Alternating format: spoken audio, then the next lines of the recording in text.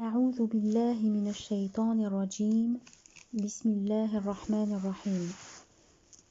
Suite de la sourate 6, les troupeaux, Al-An'am, versets 114-115. Puis-je désirer comme juge un autre que Dieu, lui qui a fait descendre sur vous l'écrit bien détaillé? Ceux que nous avons dotés de l'écriture savent qu'il descend de la part de ton maître dans le vrai. Ne sois pas donc de ceux qui doutent. La parole de ton maître, c'est parfaite en toute vérité et en toute justice. Personne ne peut modifier ses paroles. Il est l'entendant, le connaissant. Signification. Dieu demande à son envoyé de dire à ses associants adorateurs d'idoles: puis-je désirer comme juge un autre que Dieu, c'est-à-dire entre vous et moi, alors que c'est lui qui a fait descendre le livre bien explicite. Le segment « Ceux que nous avons dotés de l'écriture savent qu'il descend de la part de ton maître dans le vrai » désigne les juifs et les chrétiens qui savent cela parce qu'ils ont les présages déjà annoncés par les prophètes précédents. Le segment « Ne sois pas donc de ceux qui doutent » est synonyme de « S'il te reste un doute à propos de ceux que sur toi nous avons fait descendre, interroge ceux qui récitent le livre depuis avant toi. C'est bien le vrai qui t'est venu de ton maître. Ne sois donc point du nombre des sceptiques. » Signification. C'est là seulement une condition et la condition ne nécessite pas sa réalisation. Le prophète ﷺ, rapporte-t-on, a dit « Je ne doute pas et je n'interroge pas ». Le segment « La parole de ton maître, c'est parfaite en toute vérité et en toute justice » signifie « Elle c'est parfaite en toute vérité dans ce qu'il dit et en toute justice dans ce qu'il décide » selon Qatada. Donc, tout ce dont il a informé est vrai sans aucun doute. Tout ce qu'il a ordonné est juste et tout ce qu'il a interdit est faux. En référence, cette parole divine, il leur ordonne le convenable et leur proscrit le blâmable. Le segment, il est l'entendant, le connaissant. Dieu entend tous les propos des hommes et sait tous leurs faits et gestes. C'est sur cette base qu'il rétribue chacun selon ses actions. Versets 116-117. Si tu obéis à la majeure partie de la terre, ils t'égareront du chemin de Dieu, en ce qu'ils ne suivent que le doute et se bornent à conjecturer. Ton maître connaît mieux que personne qui s'égare de son chemin. Il connaît parfaitement qui bien se dirige. Signification.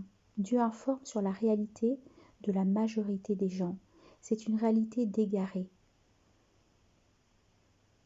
En référence à la parole divine, avant eux ont erré la plupart des anciens. Seulement la plupart des hommes, même si tu t'y évertuais, ne seraient pas croyants. Signification. Dans leur égarement, cette majorité d'hommes ne sont pas certains de leurs convictions. En référence à cette parole divine, ils ne suivent que le doute et se bornent à conjecturer. Signification. Tout cela est dû à la prédestination, la volonté de Dieu. En référence à sa parole, ton maître connaît mieux que personne qui s'égare de son chemin. Et il leur facilite bien cela. Il connaît parfaitement qui bien se dirige.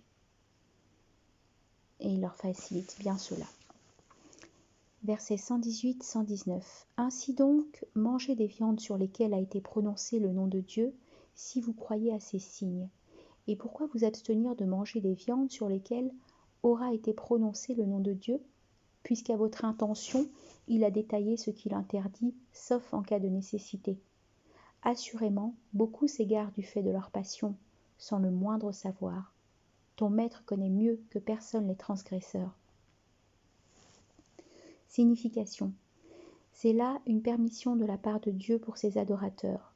Ils peuvent manger la viande des bêtes égorgées au nom de Dieu, ce qui implique qu'il n'est pas permis de manger les viandes sur lesquelles on ne rappelle pas le nom d'Allah, telles que la viande des bêtes mortes et des bêtes que les dénégateurs Qurayshites immolaient sur les bétiles, etc.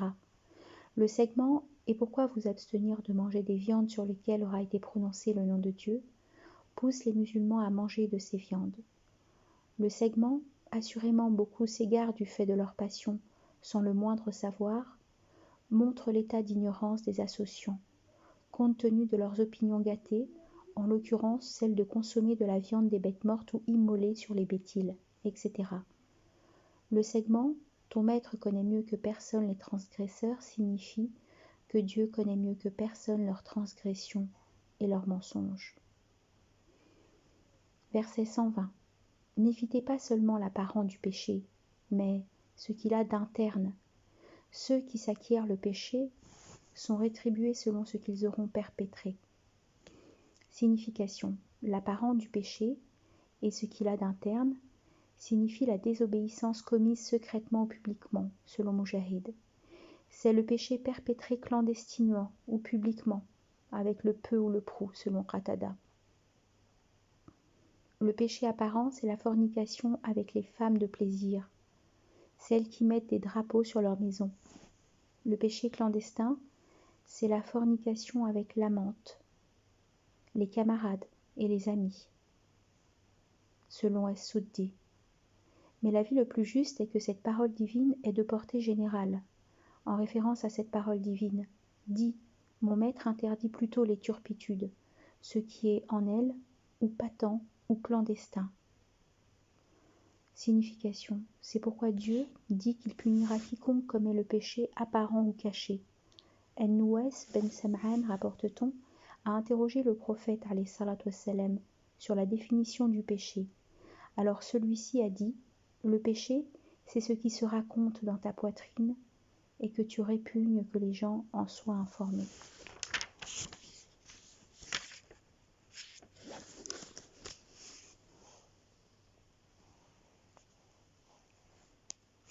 Verset 121. Ne mangez pas de viande sur lesquelles n'aura pas été prononcé le nom de Dieu. Il y aura là scélératesse. Les satans inspirent à leurs suppôts de vous porter la contestation. Si vous leur obéissez, à coup sûr, vous voilà des associants. Signification. Ce verset est un argument pour ceux qui disent que la viande des bêtes égorgées n'est pas licite, dans le cas où le nom de Dieu n'a pas été prononcé au moment de l'égorgement, même si l'égorgeur est musulman. Sur cette question, les imams se distinguent en 3 groupes. Il y a ceux qui disent que la viande n'est pas licite dans le cas où, même si l'égorgeur est musulman, la tesmiya est négligée intentionnellement ou par oubli. C'est là l'avis de Malik, Ahmed ben Hanbal, et c'est aussi le choix d'Abu Thawr et Daoud ad-Dahiri. Pour argumenter leur avis, ils s'appuient sur ce verset et sur le segment « Mangez des prises que pour vous ils auront faites, sauf à rappeler sur elles le nom de Dieu. » Signification. De plus, cela, disent-ils, est confirmé par le segment « Il y a là scélératesse ». Pour l'explicitation de l'anaphorique « là », il y aura là, on dit qu'il renvoie au fait de manger, mais on dit aussi qu'il renvoie à l'égorgement pour autre que Dieu.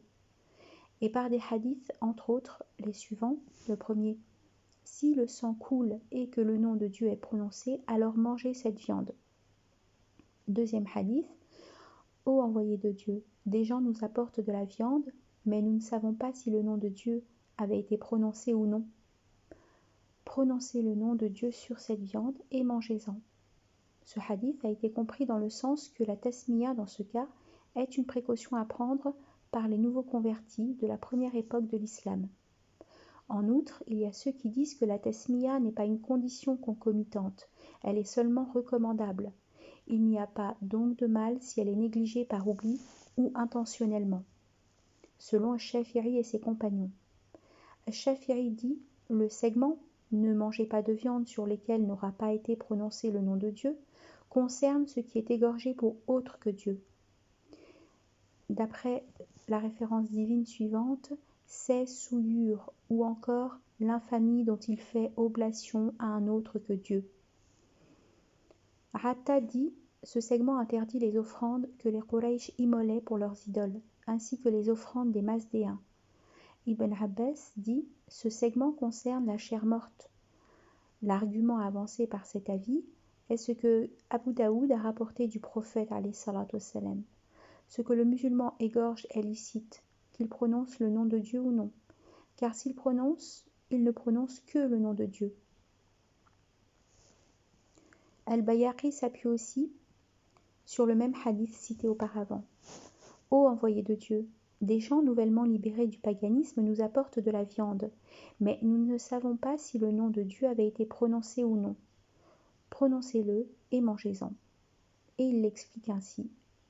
Si la tasmiya était une condition obligatoire, le prophète alayhi salatu wassalam ne leur aurait pas accordé de permission.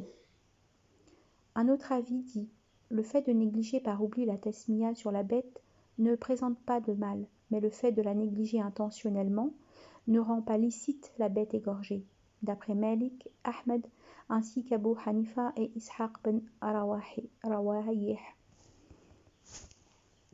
Le prophète alayhi salatu wassalam, rapporte-t-on, a dit, pour le musulman, il lui suffit de prononcer son nom dans le cas où il a oublié de le citer au moment de l'égorgement, donc qu'il prononce le nom de Dieu et qu'il mange. Pour l'explication du segment, les satans inspirent à leurs suppôts de vous porter la contestation, signifie. On rapporte ce que Abu Zamil a dit. J'étais assis chez Ibn Abbas quand Al-Mukhtar ben Abu Ubayd effectua son pèlerinage. Un homme vint et dit, « Oh Ibn Abbas, Abu Ishaq dit qu'il a reçu une inspiration. » « Oui, répondit Ibn Abbas, il dit vrai. » Sur ce, je sursautai et je dis, « Ibn Abbas dit que l'homme dit vrai ?»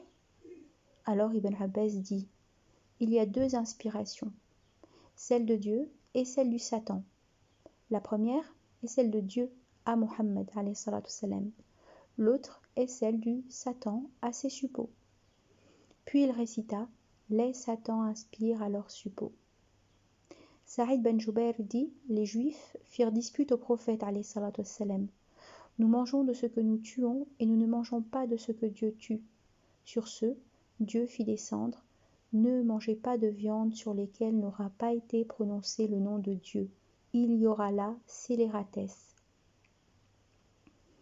Ibn Abbas dit, après la descente de ne mangez pas de viande sur lesquelles n'auront pas été prononcé le nom de Dieu, signifie les Perses envoyèrent un émissaire aux Qurayshites, leur demandant de porter la contestation contre Mohammed. Ce que toi tu égorges avec un couteau est licite, tandis que ce que Dieu égorge est illicite. Après quoi il eut la descente de les Satans inspirent à leurs suppôts de vous porter la contestation. Si vous leur obéissez, à coup sûr vous voilà des associants. Autrement dit, les Satans de Perse et leurs alliés de Quraysh, c'est ce dont il parle. Le segment « Si vous leur obéissez à coup sûr, vous voilà des associants » signifie « Si vous leur obéissez en consommant de ces viandes, vous êtes des associants comme eux ». Autrement dit, si vous vous écartez de l'ordre de Dieu, de sa loi, vous plongez dans l'associance, car c'est là aussi de l'associance.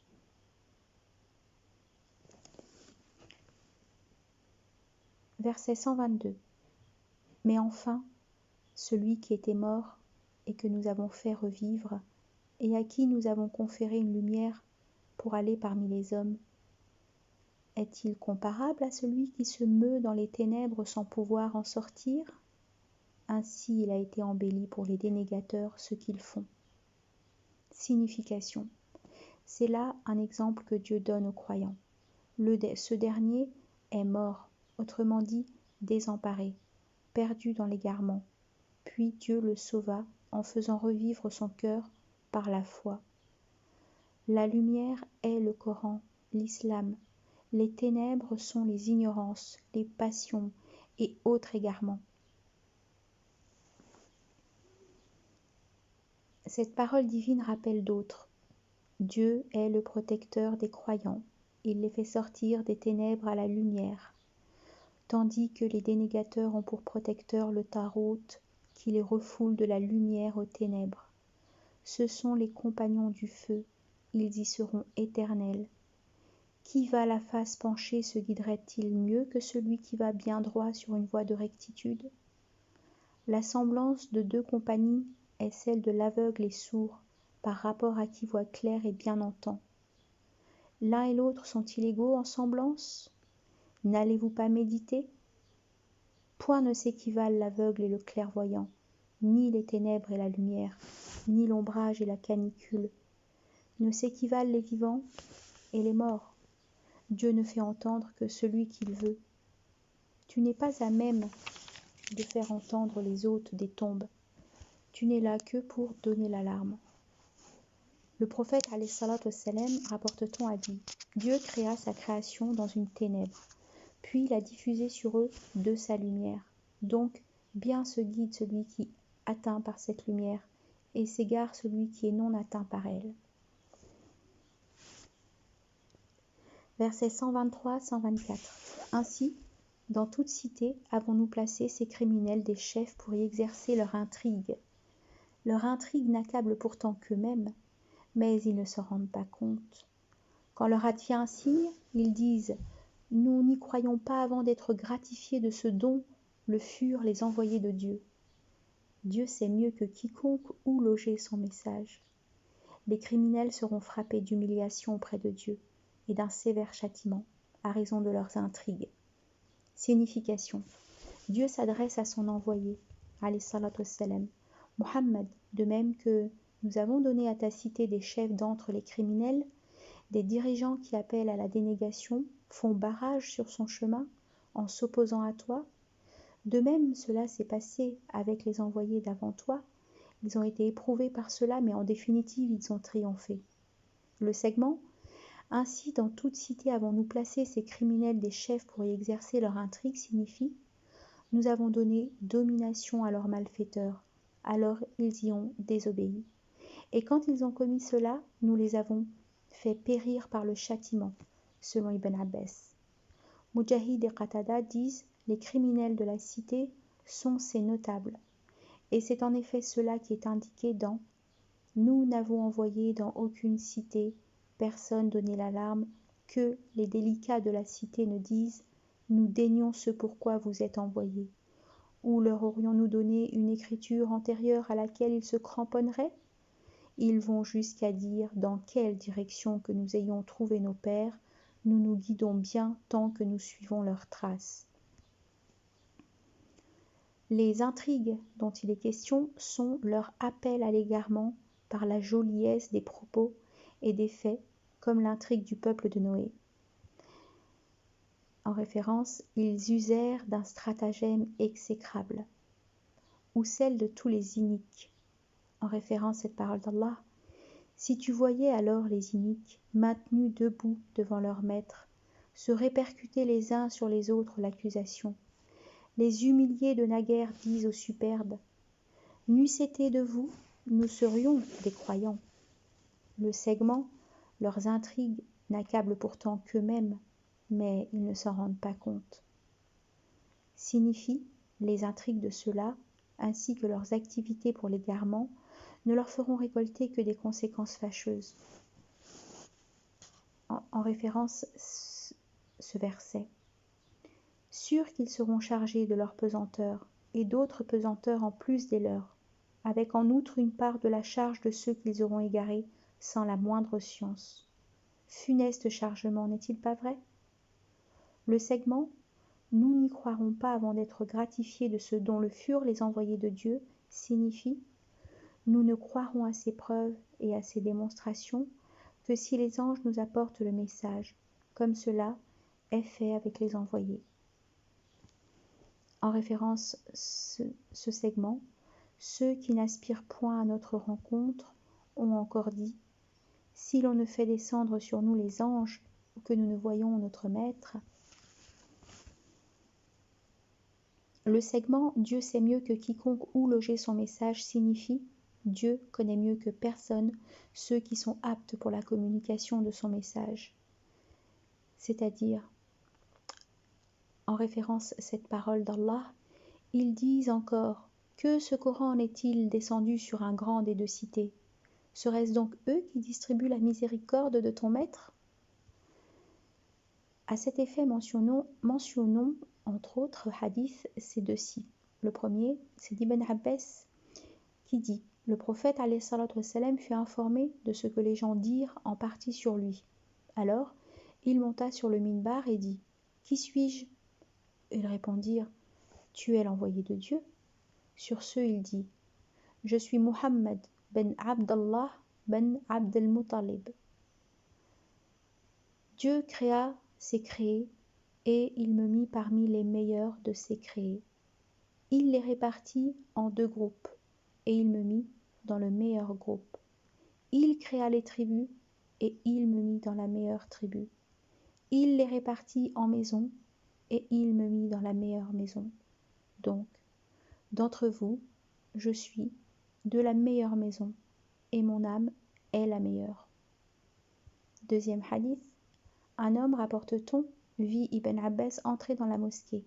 Le voyant bien, il demanda « Qui est-ce » On lui répondit ainsi « C'est Ibn Abbas, le cousin de l'envoyé alayhi salatu wassalam. » Alors sur le fait, l'homme récita « Leurs intrigues n'accablent pourtant qu'eux-mêmes, mais ils ne s'en rendent pas compte.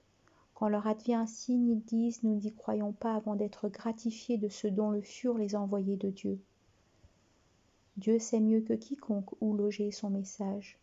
Les criminels seront frappés d'humiliation auprès de Dieu et d'un sévère châtiment à raison de leurs intrigues. Le segment « Les criminels seront frappés d'humiliation auprès de Dieu et d'un sévère châtiment à raison de leurs intrigues » est une menace de la part de Dieu à l'adresse de ceux qui refusent avec morne de suivre ses envoyés. Ces gens-là seront rassemblés au jour de la résurrection, jugés, puis jetés dans une humiliation éternelle. En prouve la parole, ceux qui sont trop orgueilleux pour m'adorer entreront prostrés dans la Géhenne. Verset 125. Celui que Dieu veut guider, il lui élargit la poitrine à l'islam. Celui qu'il veut égarer, il lui comprime la poitrine et l'angoisse, comme à qui essaierait d'escalader le ciel. C'est ainsi, Dieu inflige l'opprobre à ceux qui ne croient pas. Le segment « Celui que Dieu veut guider, il lui élargit la poitrine à l'islam » signifie « Dieu lui facilite l'islam et le met en mouvement pour lui ». En atteste sa parole, n'est-ce pas que celui de qui Dieu ouvre la poitrine à l'islam, celui-là se conforte d'une lumière de son maître. Mais Dieu vous a fait aimer la foi et l'adorer dans votre cœur. Ibn Abbas dit « Dieu lui élargit le cœur pour le monothéisme et la foi ». On rapporte que le prophète alayhi salatu wassalam a été interrogé sur ce propos divin. Comment lui élargit-on la poitrine, ô envoyé de Dieu ? C'est, dit-il, une lumière qui est lancée.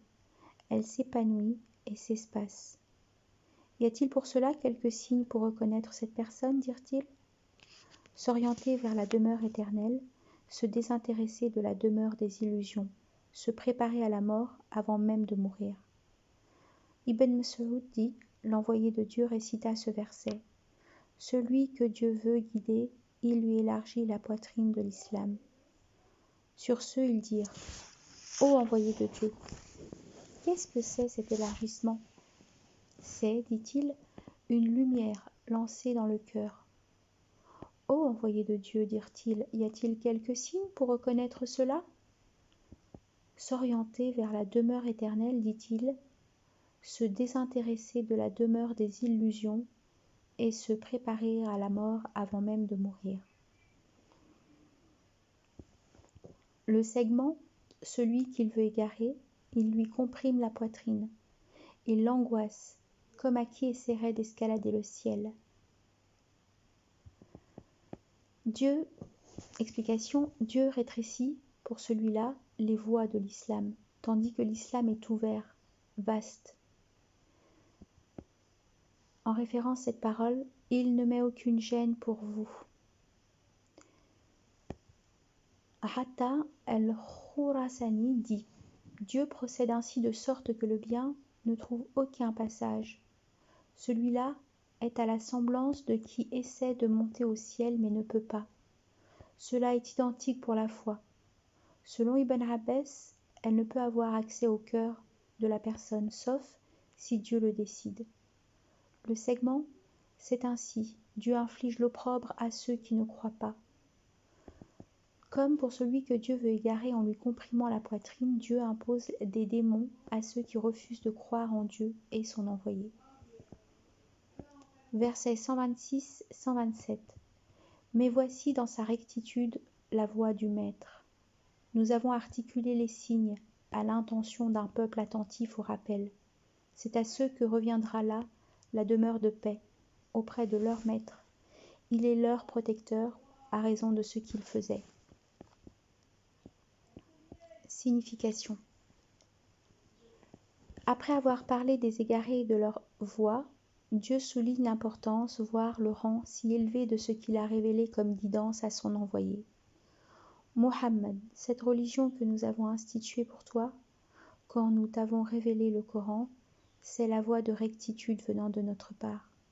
C'est la voie de rectitude de Dieu, le lien solide de Dieu, le rappel de sagesse. Le segment « Nous avons articulé les signes à l'intention d'un peuple attentif au rappel » signifie « Nous les avons explicités, expliqués, éclaircis, pour qui comprend et raisonne et retient ce qui lui vient de Dieu et son envoyé. » Le verset 127. Au jour de la résurrection, auprès de leur Maître, ceux qui croient et accomplissent les actions salutaires iront au jardin, la demeure de paix. Verset 128. Au jour où il les rassemblera jusqu'au dernier, il dira : Ô compagnie des djinns, vous avez abusé quant aux humains. Et leurs suppôts parmi les humains diront : Notre Maître, nous avons profité les uns des autres. Ainsi sommes-nous parvenus au terme fixé par toi. Il dira : Le feu est votre asile, soyez-y pour l'éternité. Sauf ce qu'il a voulu. Ton Maître est sage, connaissant. Dans le segment « Au jour où il les rassemblera jusqu'au dernier » signifie l'anaphorique « les » renvoie aux djinns et leurs suppôts d'entre les humains.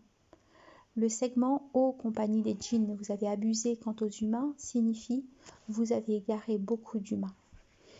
En référence à parole « N'avais-je pas requis de vous pacte, ô fils d'Adam, que vous n'adoreriez point Satan, car il est votre ennemi déclaré pour m'adorer. C'est la voie de rectitude. » Le segment « Notre Maître, nous avons profité les uns des autres » est la réponse des suppôts humains à la parole de Dieu.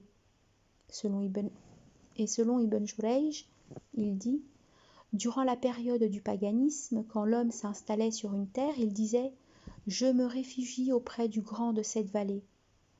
C'était cela leur profit, et cela sera leur excuse au jour de la résurrection. Quant au profit des djinns, c'est ce qu'ils obtenaient comme louange de la part des humains. Le segment « Ainsi sommes-nous parvenus au terme fixé par toi ». Le terme fixé est la mort selon As-Suddi. Le segment « Le feu est votre asile, soyez-y pour l'éternité, sauf ce qu'il a voulu » est diversement interprété quant à l'exception. Un avis dit que l'exception fait allusion à l'intervalle. Un autre dit qu'elle fait allusion à la durée vécue dans ce monde. Verset 129. Ainsi donnons-nous autorité à certains iniques sur d'autres, à raison de ce qu'ils s'acquièrent. Signification. Qatada dit « Dieu donne autorité à certains selon leurs actions. Ainsi donc, le musulman est pour le musulman son patron là où il est et partout où il se trouve. Le dénégateur est pour le dénégateur son patron là où il est et partout où il se trouve. La croyance ne s'exprime pas par les souhaits et non plus par la parure. Ibn Jarir dit « Dieu donnera dans le feu autorité à certains iniques sur d'autres. » Malik ben Dinar dit « J'ai lu dans les psaumes « Je me venge des hypocrites par les hypocrites, puis je me venge de tous les hypocrites. » C'est ce qu'il y a dans le livre de Dieu. En référence à parole « Ainsi donnons-nous autorité à certains iniques sur d'autres. » Ibn Aslam dit « Il parle des iniques d'entre les djinns et des iniques d'entre les humains. » En référence à cette parole, celui dont la vue est trop basse pour distinguer le rappel du tout miséricorde nous faisons éclore pour lui un démon qui sera son inséparable. Ce qui veut dire que Dieu donne autorité aux iniques des djinns sur les iniques des humains.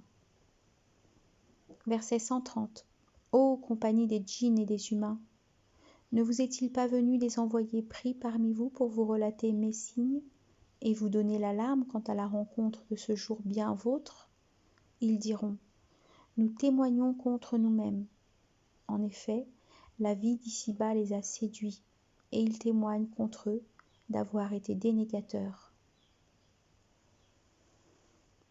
Signification. C'est là aussi une vitupération de la part de Dieu à l'adresse des dénégateurs d'entre les djinns et les humains au jour de la résurrection. Ce jour-là, il leur posera cette question qui ne pourra avoir qu'une seule réponse. Ils reconnaîtront alors qu'ils étaient dénégateurs dans ce monde. Le segment « Ô compagnie des djinns et des humains, ne vous est-il pas venu des envoyés pris parmi vous ?» signifie « Les envoyés sont de la race humaine » selon Mujahid et Ibn Jurayj et d'autres. La preuve de cet avis réside dans « C'est nous qui t'avons fait révélation comme nous l'avions fait à Noé, au prophète d'après lui, établîmes dans son lignage la prophétie, l'écriture. Nous n'avons pas envoyé avant toi d'envoyés qu'ils ne prennent de la nourriture, ne circulent dans les marchés. Avant toi, nous n'avons envoyé que des hommes auxquels il était fait révélation, parmi les habitants des cités. Lorsque nous rabattîmes vers toi une poignée de djinns pour écouter le Coran, une fois en séance, ils se dirent « Silence !» et quand ce fut fini, retournèrent à leur peuple pour lui donner l'alarme. « Ô notre peuple, dirent-ils, nous venons d'entendre un écrit descendu après Moïse pour avérer le message en cours. Il guide au vrai et à une route de rectitude. » Le segment « En effet, la vie d'ici-bas les a séduits et ils témoignent contre eux d'avoir été des négateurs » signifie « Ils ont été négligents durant la vie d'ici-bas et ont péri pour avoir démenti les prophètes, entraînés par les enjolivures et les plaisirs. Et au jour de la résurrection, ils témoigneront qu'ils étaient dénégateurs de ce que les prophètes avaient apporté.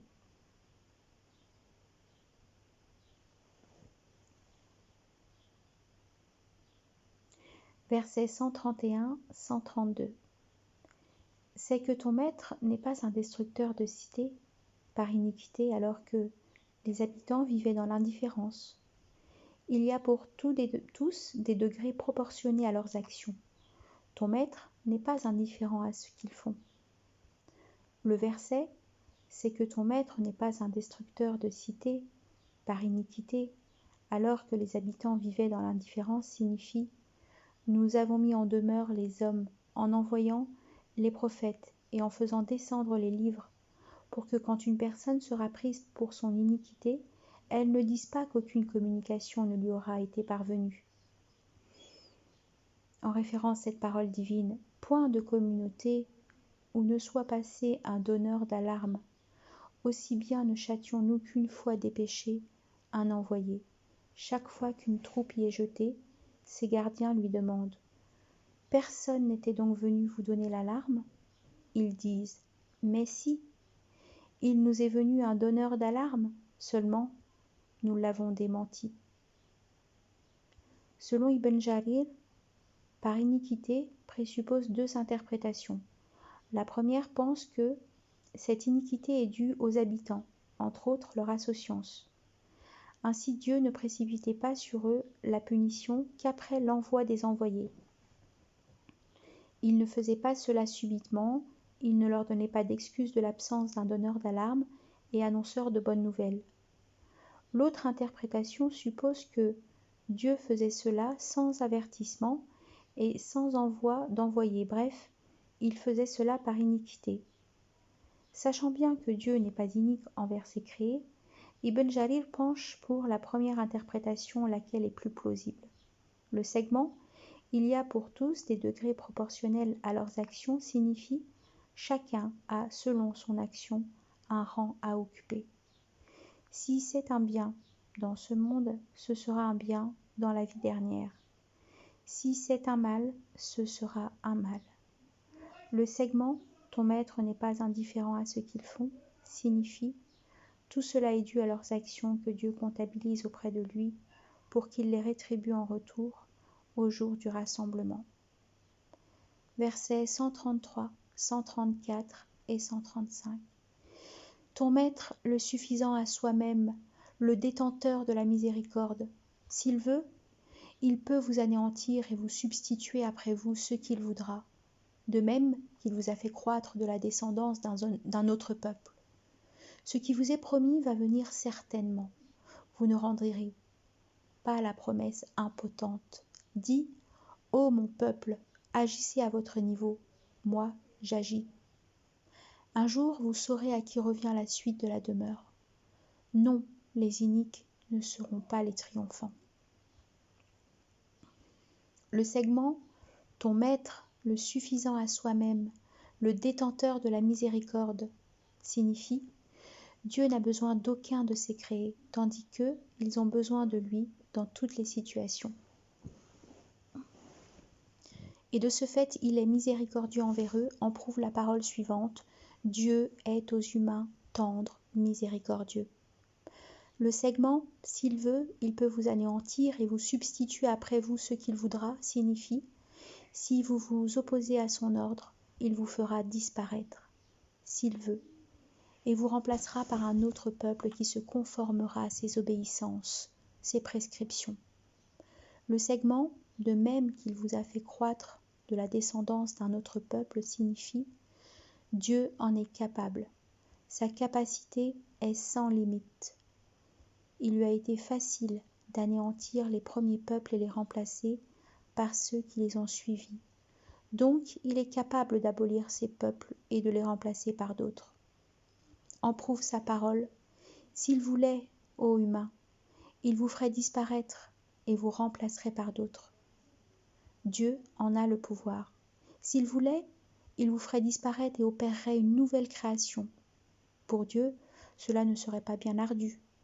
Si vous faites volte-face, il vous substituera un peuple autre que vous, ou mieux, qui ne vous ressemble pas. Le verset « Ce qui vous est promis va venir certainement, vous ne rendrez pas la promesse impotente » signifie « La promesse du rendez-vous est inéluctable. Dieu est omnipotent, rien ne peut le réduire à l'impotence. » Le segment « Ô mon peuple, agissez à votre niveau, moi j'agis. » Un jour, vous saurez à qui revient la suite de la demeure. C'est une menace très forte à l'adresse des dénégateurs. Continuez dans votre voie si vous croyez que vous êtes sur la guidance. De mon côté, je continue à me conformer à ma voie. Ainsi, nous verrons qui de vous, de moi, aura la suite de la demeure. Dieu a en effet donné à son envoyé la victoire, la conversion à l'islam de l'Arabie, l'ouverture de la Mecque, défaite des incroyants, etc. Les khalifes du prophète alayhi salatu wassalam, ont ouvert des pays. En référence cette parole d'Allah. Dieu a écrit « Oui, je vaincrai, moi et mes envoyés. » Dieu est fort, tout-puissant. Quant à nous, assurément, nous secourons nos envoyés et ceux qui croient, aussi bien en ce bas monde qu'au jour où se lèvent les témoins, le jour où il ne sert en rien aux iniques de plaider, mais où leur sont dévolues la malédiction, l'horrible demeure. Oui, nous avons écrit dans les psaumes, après le rappel que la terre serait l'héritage de mes adorateurs justes. Lors, leur maître révéla aux envoyés, oui, sûr que nous abolirons les iniques, oui, sûr que nous vous établirons sur la terre après eux, cela pour qui redoute ma majesté, redoute ma menace. Dieu a promis à ceux d'entre vous qui croient, effectuent les œuvres salutaires,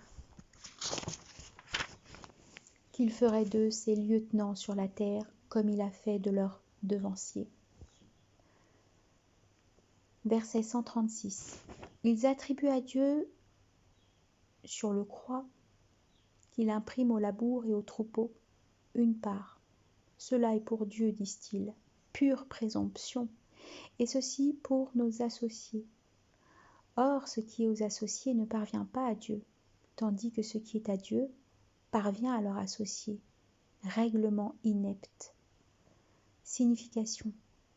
Cela est un blâme de la part de Dieu à l'adresse des associants imaginatifs en innovation, en dénégation et en associance.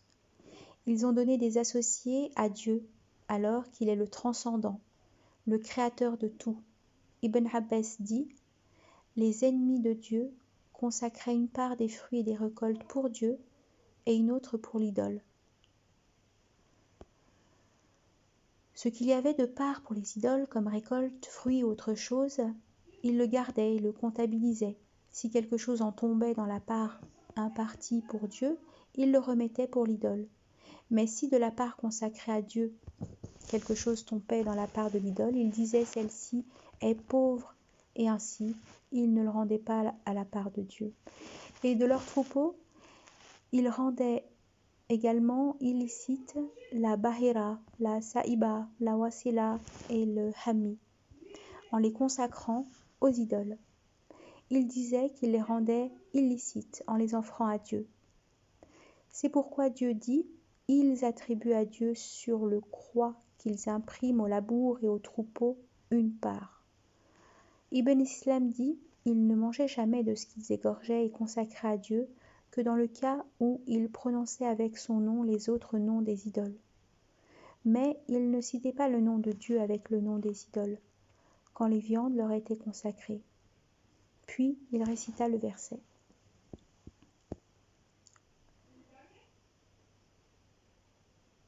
Le segment « règlement inepte » signifie « leur répartition est fausse » parce que Dieu est avant tout le maître de toute chose, le créateur de tout, donc le propriétaire. De plus, ils n'ont pas respecté leur répartition pourtant corrompue à l'origine. En référence à cette parole d'Allah, ils impartissent à Dieu des filles, à sa transcendance, se réservant ce dont ils ont envie. Ils font d'adorateurs de Dieu un prolongement de lui-même, ingratitude flagrante de l'homme. Il vous reviendrait le mâle et à lui la femelle, quel partage inégal cela ferait. Verset 137. De même, aux yeux de beaucoup d'associants, se part du fait de leur associer le meurtre de leurs enfants. Cela pour les exterminer et adultérer leur religion. Si Dieu avait voulu, ils ne l'eussent pas fait. Laissez-les donc à leur fabulation. Signification. De même que, dit Dieu, les satans ont embelli à ses associants ce genre d'offrande à Dieu et à leurs idoles, de même ils leur ont embelli le meurtre de leurs enfants par crainte de la famine, et l'enterrement de leurs filles par crainte de la honte. Mujahid dit leurs associés sont en fait leurs satans, qui leur ordonnent d'enterrer leurs enfants par crainte de famine. As-Suddi dit les satans leur ont recommandé de tuer leurs filles, soit pour les faire perdre et les exterminer, soit pour dénaturer leur religion. Ibn Aslam et Qatada disent cela est comme cette parole d'Allah. Quand on annonce à l'un d'eux une fille, son visage noircit. Il doit se contenir.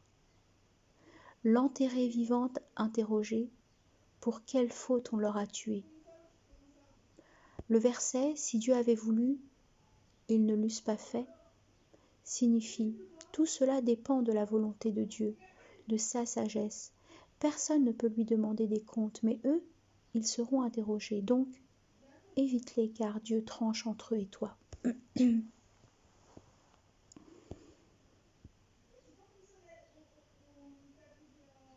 Verset 138. Ils disent encore « Ces bêtes de troupeau, cette culture, sont frappées d'interdits, que personne n'en consomme. Sinon, qui nous voulons? Pure présomption.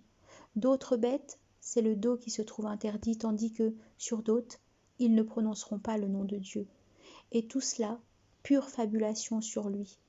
Il les rétribuera à raison de ce qu'ils fabulent. » Qatada dit « Ce que les associants interdisaient était du fait des démons, et non de Dieu. » Ibn Aslam dit « Ils pratiquaient ces interdictions pour leur Dieu. Ce verset est synonyme de « Dis, avez-vous vu ce que Dieu vous a fait descendre comme attribution ?» Après quoi, vous en rendez une part illicite et une autre licite. Dis, est-ce bien Dieu qui vous y autorise? Ou vous qui sur Dieu vous fabulez? Dieu m'a institué ni Bahira, ni Saïba, ni Wasila, ni Hami. Es-Suddi dit, les bêtes dont le dos se trouve interdit sont la Bahira, la Saïba, la Wasila et le Hami. Le segment et tout cela pure fabulation sur lui signifie il mente sur lui en disant que ces pratiques font partie de la religion de Dieu, alors que Dieu n'a rien permis de cela, ni ne l'a accepté. Verset 139. Ils disent aussi, ce que ces bêtes de troupeau ont dans le ventre est voué à nos mâles, interdit à nos femmes. Mais si c'est un mort-né, il y a dessus association. Il les rétribuera de leurs élucubrations. Il est sage, connaissant. Ibn Abbas dit, ils interdisaient le lait à leurs femmes, mais leurs mâles le buvaient. Quand la brebis donnait un mâle, ce mâle était destiné uniquement aux hommes. On l'égorgeait et c'était les hommes qui le mangeaient. Quand c'était une femelle, on ne l'égorgeait pas. Et quand c'était un mort-né, les hommes et les femmes s'associaient tous à le consommer. C'est pourquoi Dieu prohiba cela. Ash-Shubbi dit, le lait de la Bahira n'est bu que par les hommes, mais quand ils en avaient un mort-né, les hommes et les femmes le mangeaient. Le segment, ce que ces bêtes de troupeau ont dans le ventre est voué à nos mâles, interdit à nos femmes, signifie cela s'applique à la Saïba et la Bahira, selon Mujahid. Le segment, il les rétribuera de leurs élucubrations, il est sage, connaissant, signifie Dieu les punira pour leurs mensonges. Il est sage dans ses propos, ses actions, ses prescriptions. Connaissant des actions des hommes. En référence à cette parole d'Allah, ne vous autorisez pas de ce que votre langue fabule le mensonge pour dire ceci est licite ou ceci est illicite, de sorte à forger le mensonge sur Dieu même. Verset 140. Ils sont perdants ceux qui tuent leurs enfants par sottise, sans la moindre science, et interdisent ce que Dieu leur attribue, par pure fabulation sur Dieu. Ils se sont égarés, ils ne se sont pas bien guidés. Explication. Ces gens-là, dit Dieu, qui ont commis ces crimes, ont perdu dans ce monde et dans la vie dernière.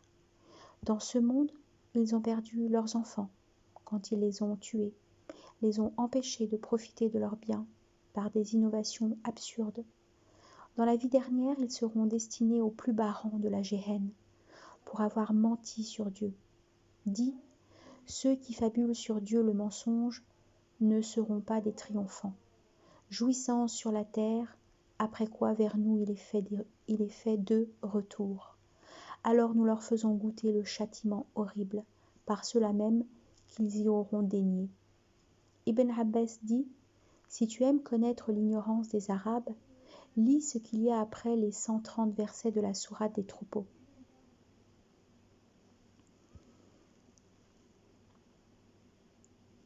En référence à cette parole d'Allah, ils sont perdants, ceux qui tuent leurs enfants par sottise, sans la moindre science, et interdisent ce que Dieu leur attribue par pure fabulation sur Dieu.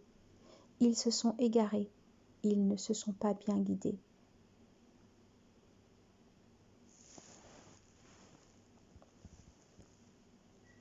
Versets 141-142. C'est lui qui fait croître des jardins, en culture étagée ou non étagée, les palmiers, les céréales, aux mangers différents, les oliviers, les grenadiers similaires et jamais ressemblants. Mangez-en le fruit dès qu'il fructifie. Donnez-en le jour de la récolte, ce qui est de droit, mais sans prodigalité. Il n'aime pas les prodigues. Et d'entre les bêtes de troupeau, celles qui servent à porter et celles dont la toison fournit la literie. Mangez de l'attribution de Dieu. Ne suivez point les pas de Satan. Il est pour vous ennemi déclaré. Signification. Dieu affirme là qu'il est le créateur de tout, entre autres les plantes, les fruits, les troupeaux, les cultures, dont les associants disposent pourtant selon de fausses croyances. Les cultures étagées sont les plants qui nécessitent d'être escaladés. Les cultures non étagées sont les fruits qui poussent sur le sol et sur les montagnes, les vignes, etc., selon un avis. Les cultures étagées sont les cultures élevées, selon un autre avis. Le segment similaire et jamais ressemblant signifie similaire en apparence et jamais ressemblant quant au manger, au goût, selon Ibn Jurayj. Le segment, donnez-en le jour de la récolte, ce qui est de droit, signifie donner l'aumône légale sur les céréales et les fruits, selon Ibn Abbas. Selon Ibn Omar, cette parole divine parle d'un autre droit différent de l'aumône légale. Le segment, mangez-en le fruit dès qu'il fructifie, donnez-en le jour de la récolte, ce qui est de droit mais sans prodigalité, il n'aime pas les prodigues, signifie ne soyez pas prodigue dans le don en dépassant le convenable. Ibn Jurayj dit cela est descendu au sujet de Thabit ben Qais ben Shammas. Il avait fait la cueillette de ses palmiers, puis il avait dit quiconque vient à moi aujourd'hui, je lui en donne une nourriture. Il donna jusqu'au soir la cueillette en nourriture, de sorte qu'il ne lui resta pas la moindre date. Sur quoi Dieu fit descendre cela. Rata dit on leur a interdit la prodigalité en toutes choses. Pourtant, le contexte des versets fait pencher l'interdiction de la prodigalité sur le manger comme dans ce segment « Mangez et buvez, mais sans excès ». Il n'aime pas ceux qui exagèrent. Le segment est d'entre les bêtes de troupeau, celles qui servent à porter et celles dont la toison fournit la literie, signifie cela parle des chameaux, des chevaux, des mules, des ânes et de tout animal qui sert à porter, ainsi que des moutons, selon Ibn Abbas. Le segment « Manger de l'attribution de Dieu ne suivez point les pas de Satan » signifie « Manger de ce que Dieu vous a accordé, comme fruits, cultures, troupeaux, etc. et ne suivez pas la voie du diable comme les associants qui interdisent par fabulation certaines de ses attributions. Le segment « Il est pour vous ennemi déclaré » montre le danger du diable. En référence à cette parole d'Allah, Satan vous est ennemi, traitez-le en ennemi, ô fils d'Adam, que ne vous séduise le Satan, de même qu'il fit sortir vos parents du jardin. Le prendrez-vous, lui et sa descendance, comme protecteur au lieu de moi, quand ils vous sont ennemis, funeste substitution pour les iniques.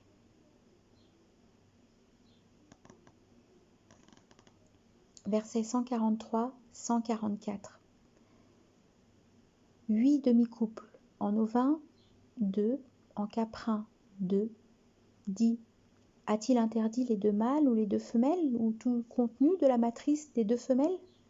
Instruisez-moi de science sûre pour autant que vous soyez véridique. En camélin 2, en bovin 2, dit a-t-il interdit les deux mâles ou les deux femelles ou tout contenu de la matrice des deux femelles? Où étiez-vous témoin quand Dieu vous aurait fait une telle recommandation? Qui est plus inique que celui qui fabule sur Dieu le mensonge afin d'égarer les hommes sans la moindre science? Dieu ne guide pas un peuple d'iniquité. Signification. C'est là une démonstration de l'ignorance des Arabes avant l'avènement de l'islam. Ils avaient interdit certaines bêtes, la bahira, la saïba, la wasila, etc., avec certains fruits et cultures. Pourtant, Dieu explicite qu'il a tout mis à la disposition des hommes, jardins et bêtes. Il explicite également les catégories des bêtes, de troupeaux, comme il le montre ailleurs. En prouve sa parole, il fit descendre pour vous 8 demi-paires de bétail. Le segment a-t-il interdit les deux mâles ou les deux femelles, ou tout contenu de la matrice des deux femelles?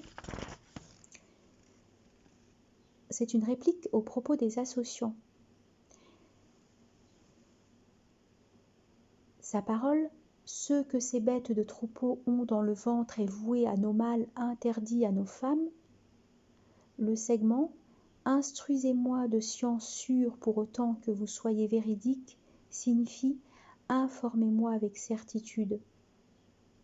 Comment Dieu interdit ce que vous prétendez interdire, comme entre autres la bahira, la saïba, la wasila, le hami.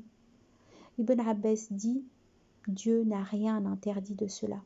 Le segment « Où étiez-vous témoin quand Dieu vous aurait fait une telle recommandation ?» Ce segment se moque des associants qui ont menti sur Dieu quand ils ont inventé ces interdictions.